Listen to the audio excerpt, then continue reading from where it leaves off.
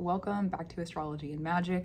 My name is Valkyrie Verder, it's Valkyrie of the Veil. Today we are talking about how the eclipse magic works with our moon magic. Now if you didn't see the first video in this course that is specifically on moon magic and moon cycles and things like that, I will place the link to join the course down below. I'll also have this in a playlist on YouTube so that you're able to go through and watch the other videos if you want to. There is some information in the previous video that I'm going to be referencing in this video, so if you're familiar with moon cycles, no need to stress about it. That other video is very fundamental. It's like very specifically fundamental. There's like some specific things in there, but it's, you know, still fundamentals. Yeah, that's true. Any other updates? Is there any other updates going on? If you want to join the blog, email updates and any other stuff that I feel the need to write about transit-wise or magic-wise, that goes out on the blog. So if you are interested in joining that space, it's been incredible recently. There's been so many people joining the blog. So thank you so much if you're one of them. I'm so grateful for you. And I'm so grateful that you're here to watch this video and to receive these messages. Oh my goodness, thank you so much. Oh my goodness, thank you so much. Wow, everything has been going really well recently. And I just am so like, wow about it. I'm just so wow about it. So if you have been in support of that, thank you. Thank you, thank you, thank you, thank you, thank you. The purpose of me sending out this course at this time is because we're about to go into eclipse season 2024, the fall of 2024. So if you're watching this like after that season, for sure, it's still applicable. But right now, with the way that our transits are set up, everything's really serious currently where we're at in 2024. So it just felt like it was time. It's time to give the information to the people about eclipses and the magic. So to get into it, let's talk about another fundamental of, also any other offerings, they'll be down there. So if you're interested, sessions, books, card decks, stuff like that, that'll be there. So thanks for the support and let's move into the lesson for sure. So let's look at the moon phases. Moon phases on a monthly cycle, they go from new moon. I have them written down just to make sure that I don't get it wrong, okay? So it's the new moon, the waxing crescent, there's first quarter, waxing gibbous, full moon, waning gibbous, third quarter, waning crescent, a balsamic moon, which is the same sign as the new moon, beautiful, and then we have another new moon. The balsamic moon is where the entire cycle from that other new moon, the first new moon, comes to ground. It's a time of like, resting, recovering. If you're interested in more of the specifics on each phase of the moon, that's going to be in the previous cycle or the previous video, not the previous cycle. I guess each video is a cycle. It tracks, but it's in the other video, the first video. So, but that's going to be what happens in one moon cycle. Now, if you're looking at one sign for the moon phases over an entire year, okay? Let's start with Aries, for example. Aries is the first sign of the zodiac, so we'll just track that and go through the Aries moons. You're gonna have and this is throughout the year, not through, because there's gonna be a new moon in Aries, and that's gonna rule over one moon cycle, and then there'll be a balsamic moon in Aries, and you'll go through each of the phases of the moon, and then there'll be another new moon, right? Makes sense. What happens on our yearly basis though, so from month to month to month to month for the 12 months of our calendar year, the 13 moon cycles that we have, it's going to be a new moon, and then we go back into the darkness. We have a balsamic moon, and it's reversed. The year's cycles of moons for one sign are flipped from what we would normally think of the correct order in a moon cycle, in our moon phases. So in reversal order, we would have a new moon in Aries, and then that end of that cycle, there's a balsamic moon in Aries. Then next month, in the next moon cycle, it would be, what, a waning crescent, and then you're gonna have, in the next moon cycle, you're gonna have the third quarter, and then the next moon cycle, it just goes on in the reversals. So our yearly moon phases for one sign are the reversal of what we have in one moon cycle in a month, which when I realized that, when I started studying astrology, I was like, why does this happen? Why does this work? It's because of the lunar nodes, or that's how we track our lunar nodes. The lunar nodes are the only placement in our chart, which there's a south node and a north node, and we'll go into the specifics of the south node and the north node in another video. This is more of the combination of what those nodes look like with moon magic specifically. So the lunar nodes, the south node and the north node, they're the only placements in the entire chart, this is wild to me, that are in retrograde constantly. So, I mean, yes, we call that retrograde, but to me, it's just their normal placements, you know? It's not, yes, it's technically a retrograde, but can it be a retrograde if that's just the direction that it moves in all the time? I don't know. Don't fight about it in the comments, but I feel like it's possible that we could come up with another name for it. Technically, retrograde is what moves backwards in the sky. And you know, I think that that's a really beautiful thing, but it's so interesting to me that that is the one thing that happens that's constantly always in retrograde. Like, that is really cool, in my opinion. Oh, you're going to move backwards all the times? Well, everyone else is moving forward. Okay, yeah, be a rebel. Be a rebel, I guess. That's great. So the way that our lunar nodes work on like a large scale is that it takes 18, this is such a long cycle, it takes 18 and a half years to get back to the same north node and south node. So while I'm filming this currently, we have the north node in Aries and we have the south node in Libra. It's going to take another 18 and a half years. So it's like 2042. We're in 2024 right now. It's 2042 and 2043 is when the dates, the years are for when we return to another south node in Libra and another north node in Aries, which, if you're wondering, also lines up with Pluto in Aquarius. Pluto starts to move out of Aquarius in 2043 and 2044. So a little side note for you, which I think is really interesting. They go together for this time through. It is what it is. So if you're looking at that south node, north node correlation, we also are going to have a reversal of that called a nodal opposition about 9 years in. It's halfway through that cycle, about 8.5, 9 years in. So that nodal reversal would be, with the nodes we have now, would be a north node in Libra and a south node in Aries.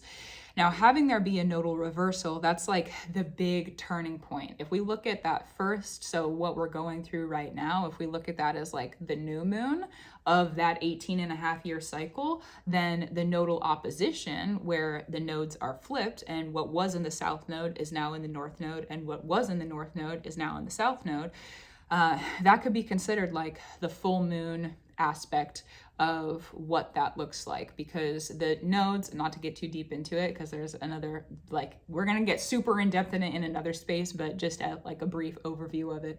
The south node is what you're really good at on the earth, and then the north node is what is happening up in the sky that you have to build new skills in. So if you're getting really good at stuff down on the earth and 9 years later you have this new purpose and calling in it up in the sky, and then 9 years after that, that grounds. That's what's happening with Libra right now. We're getting really good at the Libra energy here on the earth. The Venusian energy, the balance, the offering, the giving and the receiving. We're getting really good at that here. And then 9 years from now, we're going to have this new purpose and new calling up in the sky where we might not have the answers and we're going to have to build new skills in it, and we're doing new things. It's pretty uncomfortable and we're kind of walking towards it blindly and we don't really have the answers. And then 9 years after that, that cycle will come to ground where we're at here and now. And well, here and now being where we're at here and now in the future. If you're looking 18 and a half years prior to where we are now, that also is applicable. It's 18 and a half years. So it will ground, and then that will be like the grounding of, and then the start of another new cycle. It's a really big time of endings when those cycles come to an end. It's a really big time when you're in the oppositions. It's a really big time of transition and change. Where those oppositions are placed at in people's charts in their lives. For myself, example, I'm 27 currently and going through a nodal opposition right before a Saturn return, which is pretty common. That's like the order of how things usually happen for people. So that nodal opposition is part of the preparation for a Saturn return, but you're going through kind of a quarter life crisis because you're realizing I'm not this person that I used to be, and you're having to rediscover a lot of different aspects of yourself. So it can be a really challenging time, but it can also be a time that is very, very rewarding if you lean into it. Another thing too about those kind of the nodes that are happening and with our yearly cycle. So I was talking about how we have the reversal of the phases of the moon from 1 month to the year. So we have the new moon in Aries, the balsamic moon, and then the moon cycle works backwards throughout the moon, different moon cycles. The moon phases work backwards during the different moon cycles. Yeah, that's true. Throughout that entire year of that lunar year, those moons. So what happens with the lunar nodes is that they are ruling over what new moons for that entire yearly cycle are going to rule the year. What new moons and full moons are going to rule that year. So this year, it's the Libra and the Aries full moons and new moons. Next year, when the nodes move into Pisces and Virgo, it'll be those full moons and new moons that rule over that year. And it's about a year and a half that the lunar nodes are in each sign. It's like around that. That's not exact, but it's around that. So having there be, that's true, thank you.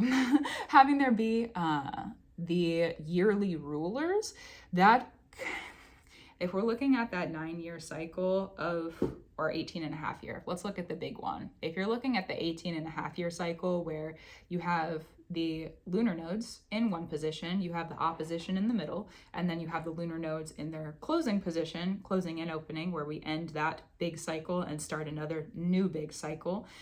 That is going to be, like I said, like a new moon. The middle is like the full moon, and then there's like another new moon on the other side of it. So as you're in these positions over here, where you have the new moon, but you're looking at it in the 18 and a half years, new moon and the new moon, every time that you are going through, that's true, every time that you are going through that, so we're in the Libra and Aries, the next phases are going to be the Pisces and the Virgo, and it'll continue to work backwards throughout the chart. So if you're looking at your yearly moon cycles. So with Pisces, we actually have a Pisces eclipse coming up this year, but our North Node is still in Aries. So you think, well, how could that be? Sometimes it just happens like that. We have to make transitions out of our and into our lunar nodes that are ruling. And so every once in a while, during the beginnings and endings of lunar node rulers, you'll find that some of the moons don't line up with the nodes. That's just what it is, because we have to start making the transitions. For example, 2023, we had a new moon solar eclipse in Libra, but our full moon eclipse was in Taurus, which was from the previous cycle of lunar nodes. So we have these transition phases. Another thing that can happen too with the complexities of the moon magic and the amplifications of the eclipses. Say that you have a new moon in Libra that happened 3 or 4 years ago. For myself, I track my moons and what's happening on them, and I keep a pretty strict record of them. I'm really meticulous about it. All right, I recommend it if you're working a lot of magic that you do that, because it is very helpful. The moon changes us a lot. It changes us more than we realize. And so if you're able to keep a record of it, videos, voice notes, journals, some sort of like catalog for yourself, especially if you're someone who is just starting a practice. Oh my goodness, that is one of the most invaluable tools if you're just starting a practice. If you're someone who's a little bit more seasoned, then you kind of probably have a familiarity with it. There's a lot of people who the moon cycles and moon phases are kind of one of the first things that they pick up on in their practices, just to help ground what they're going through. But it's crazy. When I started tracking them and I started looking back, like I had a couple of years reference, I started looking back and I was like, whoa, I changed that. Like that much happened between then and now. I wouldn't have believed it, couldn't believe it if I hadn't wrote it down, because I don't remember being that person, but I was, and now here I am. So tracking those can be really helpful, because say that you have 3 years ago, you're working on a new moon in Libra, okay, but it's not the eclipse time. Not the eclipse time yet, but you're working something on a new moon in Libra years prior to this cycle where we're having eclipses in Libra. So you're working your magic, and that really, it will set you up. One cycle becomes another cycle. They end and begin simultaneously. So that will set you up 3 years ago, 4 years ago, however long ago. Okay, this is, it's a structure and an order for a reason. So however long ago, if you're able to look back however long ago and you realize what was happening, then you can kind of track forward. Okay, let's look at the different phases of Libra that were happening throughout that year if you need to. Let's look at the different new moons that were happening with Libra throughout these years. What was I really looking at back then? What was I really sowing? What was I reaping? What was I asking for? What were the cycles I was starting? What were the cycles that I was ending? What was the energy that I was really in then? And how am I able to begin again in the stuff that I need to begin again in, and what needs to end, and what do I need to bring into this cycle? Because those are kind of the three different fundamentals of cycle magic. Is like we're either ending something, we're continuing it, or we're starting something new. And those are the three, they braid together. And occasionally you have to, cut a string. Sometimes you gotta bring a new one in. It's how those cycles are woven in. It's how the cycles weave together. I talk about weaving magic in my content sometimes, and that is a great example of weaving magic and fate magic. Fate in the moons. It's true. So when you're working with those eclipses, so example again, this year we have new moon in Libra, solar eclipse happening October 2nd, which is gonna be a wild one. The dark moon's in Libra. Venus is ruled by Scorpio. Venus is ruled by Scorpio, and we just had the South Node in Scorpio, so we're under this crazy influence of years prior, going through this death and rebirth cycle. Wild, okay? Wild.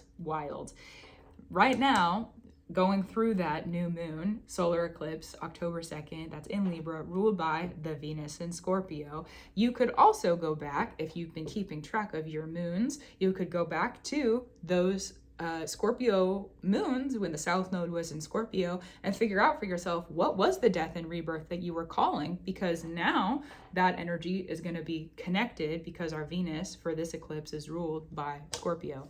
Wild. So that's why I recommend keeping a track record, is because it's pretty easy to go in and kind of like look through and see the nuances and the under influences that might not be so apparent or so direct. This new moon that's happening in Libra, we had a new moon in the previous year that was an eclipse in Libra. So this is going to be our final eclipse in Libra with the South Node for the next 18 and a half years. Crazy. It's hard to comprehend that long. Maybe it's because I'm not older than 30, but it's still hard for me to comprehend that long. So having there be a long time in between this moon and this South Node in Libra, solar eclipse, and when we're having that next South Node in Libra, solar eclipse in 2042, 2043, I don't know the exact date, but about then, you'll be able to track for the next 18 years. What really are you working? What cycle are you working? Because what you start now is going to be woven into every single Libra moon. Doesn't matter if it's a new moon, doesn't matter if it's a full moon, doesn't matter if it's a quarter moon, doesn't matter. Every single phase of Libra that the moon will be in from now, this eclipse, until that 18 and a half year cycle is over, it's going to be woven in. It's a long time, okay? It's very, very, very large magic. We can look at the moon phases on a small scale. It's like very large magic. We can look at so big. It's so big. My brain, honestly, in this moment is like, I haven't even tried to comprehend that until making this video. Like, logically, I understood it, but now thinking about it in the picture form, that's a lot. That's really big. Oh my goodness. So, because we can look at it on the month scale. Oh my goodness. We can look at it on the month scale, and then we have the, month to month to month, and that makes a year. Okay, that's easy to comprehend. But then you do that for 18 years in a row. It's a lot of reaping and sowing. It's so much. But you can get really intricate with that practice. You can get so intricate with the practice, and not just intricacies, because it's also about being able to revere who you were and honor who you were, honor who you are, and honor where you're going. Again, the three: the past, the present, and the change, the future. Change happens in between each position. That's true. And right now where you are, if you want to look at it on a personal level, you would be partially that full moon. You are what illuminates where the moon was here and where the moon could be here. So you are in that very direct sun energy. We have a sun in our charts. We are in that energy pretty consistently. So being that sun that shines a light on where are you at in the present, and where were you and where are you going, that's also going to be pretty helpful too within that kind of fundamental of past, present, and future work. When you're working with this sort of magic, because eclipses are big. They're very powerful. They're very large. They're meant to be. If you're opening a new cycle, make sure that everything before you open that new cycle that does not need to come with you is really through and done and over. Because if it's not through and done and over, this is not to scare you, this is to prepare you. If it's not through and done and over, then you'll be walking into activating a new cycle while still holding all the old stuff that isn't gonna fit with this new. And you're gonna have to carry both of them through that 9-year cycle where there's the opposition, and the 18.5-year cycle where there's a change in position and a change in cycles. And holding both of them, that means, so we'll talk about Libra as an example again, especially this one, because the dark moon's going to be in Libra for that eclipse, which is a whole nother layer. We're not here to talk about the dark moon. I'll link the dark moon up in the corner. It's true. I have another video on it for protection magic, but right now we're here to talk about the moons. So if you're holding on to both of those while walking into the new cycle, you're going to have to weave, because remember I said every single Libra moon is going to be affected by the moons in that Libra South Node cycle. So every single Libra moon that you're experiencing through those changes, you're going to have to figure out how do you create the new and let go of the old and process the old at the same time. It's so much to do that. We're doing that pretty consistently through our cycles, generally speaking, like going through and figuring out what's done and then figuring out where we need to go and what are we calling in and what are we calling through. And you're going to have overlaps. It would take very many years. It would take very many years to create a sort of cycle where you don't have any like crazy overlaps that you're unaware of. So if you're there at that point, congratulations. I don't know what you're doing watching this video because you're probably already in a really deep practice, but thanks for being here. Yeah, it takes a lot of practice, because to weave out and weave out and leave out takes many, many moons. It takes many moons to do that, to weave out, to leave out, to grieve, to get rid of, to then also receive at the same time. So understanding what you're holding on to that needs to be done, and understanding what is being consecrated, that's being ushered in at the same time, is really important. Understanding the balance of that is really important. A lot of the times what we need to get rid of, that's partially what the full moons are for, is to highlight for us what is it that we really need to close the door on. Sometimes the full moons are not like that though. So a little bit of clarity on that. Sometimes the full moons are not like that. Sometimes the full moons are, you've already done the work you need to do to let go of everything. Here's the wisdom. You've already done the shadow work. You've already done the removal. You've already done the releasing. Here's the illumination on the wisdom. Here's the gift. Here's the illumination on the gift, because you've already done the work to get rid of it. You've already done the work to remove it. You've already done the work. You're already there. You've prepared yourself. If you're receiving clarity on a full moon where you're not in any sort of removal, oh my goodness, congratulations are due, because that is honestly kind of rare for that to happen. It's rare in the sense of being a beginner with moon magic, especially if you're someone who's on the healing journey, especially if you're someone who's working through trauma, especially if you're someone, because if you're working with moon magic, that's our emotions. Hello. Whew.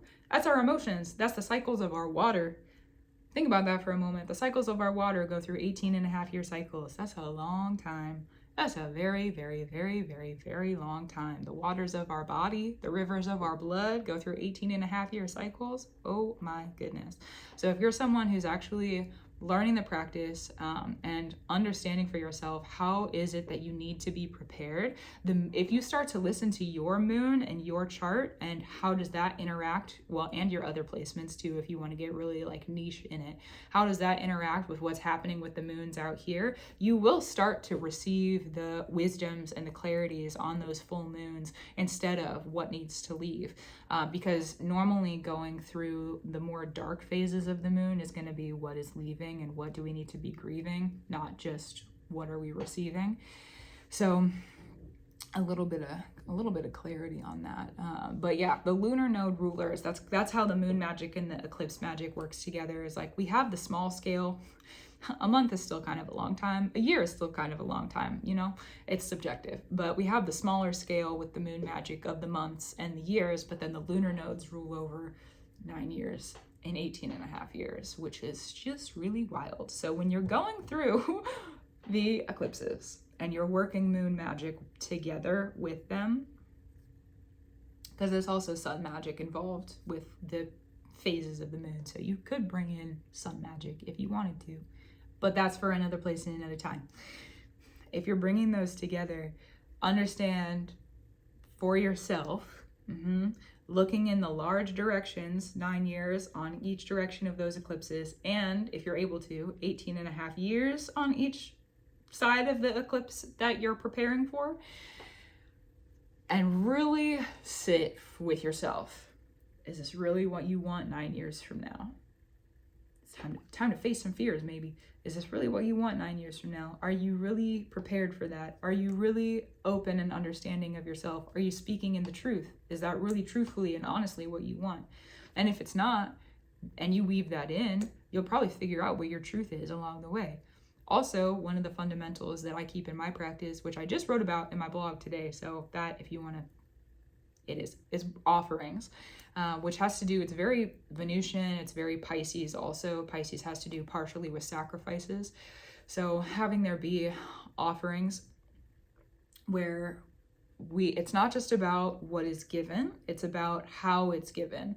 And so if you're giving an offering in the order of love, and you're sitting in love, and it feels good, and you're loving yourself, and you're offering love true and through to where it needs to go, then more than likely that's how it's going to be returned to you. And so how you're weaving on those moons is just as important as what is being woven. Because if you're really sitting with it and you're like, yes, this is what I want, this is what I'm asking for, but then you're like stressed about it, and you're like, oh, then you're going to be weaving in that energy of stress to. If you're stressed, honestly, sometimes you need to be stressed. That's no hate to stress. Sometimes we got to sit with it to understand it. That's just what it is. So no shame or blame or anything if that's where you're at right now. Work through it how you need to, because every emotion with the moon is an emotion that can be honored. And that's another thing of the moon magic too, is like understanding emotional intellect and intelligence is a required skill if you're going to be weaving this sort of magic. So if you're new to it, just start to talk with yourself about it. Start to understand, like, what does that really look like for you, and what in your emotional intelligence and articulation could be worked on, and what in your emotional intelligence and articulation are you maybe learning and have not learned yet that you're looking to learn more of, that could become a skill for you as you're moving through. In your chart, if you're looking at how your moon placement is connected or directed by your lunar nodes, that's also going to help you understand how you interact with the eclipses and the eclipse cycles.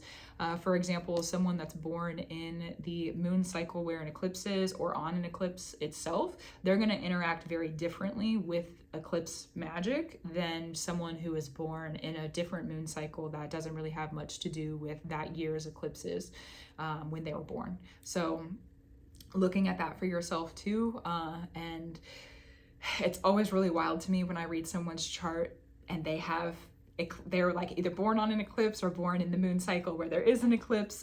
I literally just found out for myself before this video, because I was like, I'm doing this research for other people, so I might as well look it up for myself. Realized I'm born in an eclipse cycle too. Didn't know. It took me 27 years to figure it out, but you know what? I'm grateful I figured it out. It is what it is.